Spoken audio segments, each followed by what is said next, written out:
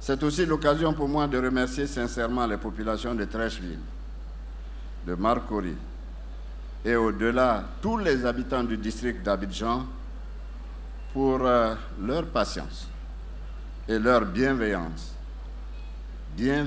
compréhension surtout durant la période de construction de cet ouvrage stratégique. C'était le sacrifice nécessaire pour améliorer la fluidité et le confort du trafic sur cette artère majeure, parfois vitale. Toutes ces réalisations permettent de consolider le positionnement de la Côte d'Ivoire comme moteur de l'économie sous-régionale. Elles constituent des atouts indéniables pour notre économie en vue de tirer le plus grand bénéfice de l'intégration économique sous-régionale et même continentale.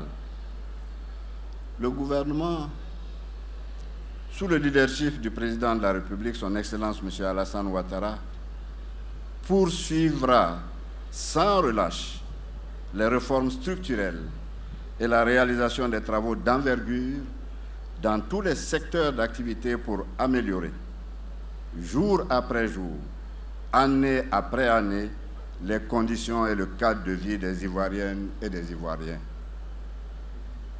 C'est fort de cette conviction que je déclare ouverte, au nom de son Excellence, Monsieur le Président de la République, Monsieur Alassane Ouattara, la globalité de l'échangeur de l'amitié ivoiro-japonaise.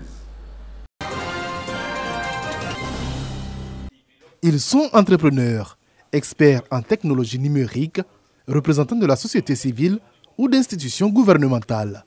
Tous des acteurs clés de l'écosystème du commerce électronique en Côte d'Ivoire. Un secteur en pleine expansion qui reste confronté à de nombreux défis que cet atelier devrait aider à relever. Dans la régulation, il faut que les acteurs privés que nous sommes aient des garanties pour dire que lorsque nous investissons, notre investissement est sécurisé.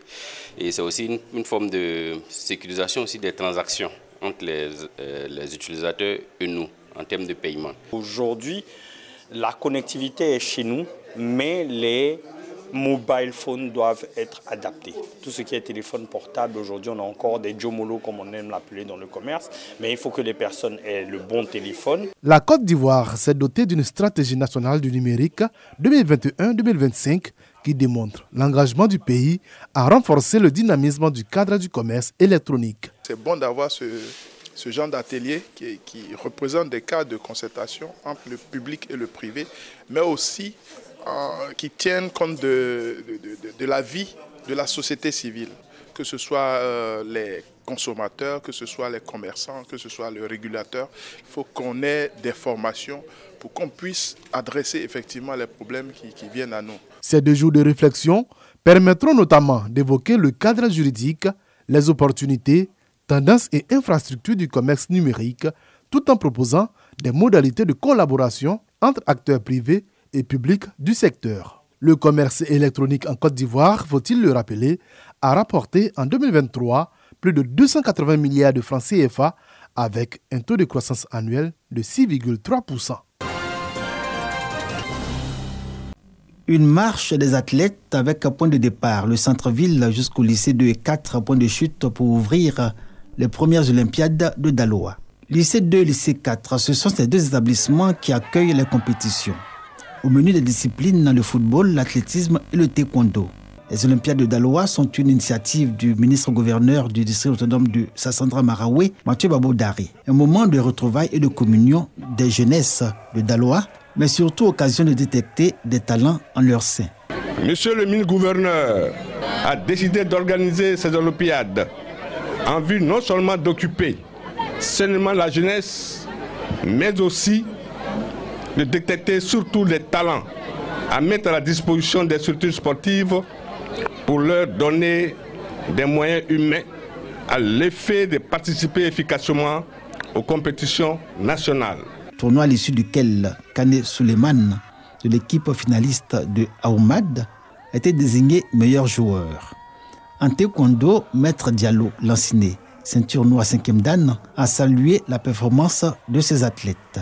Le vice-président de la Ligue de karaté Taekwondo de Daloa s'est aussi félicité de ces Olympiades qui auront permis de booster au plan régional les sportifs en athlétisme, football et taekwondo. Les enfants, c'est leur première fois et on va les encadrer pour l'année prochaine.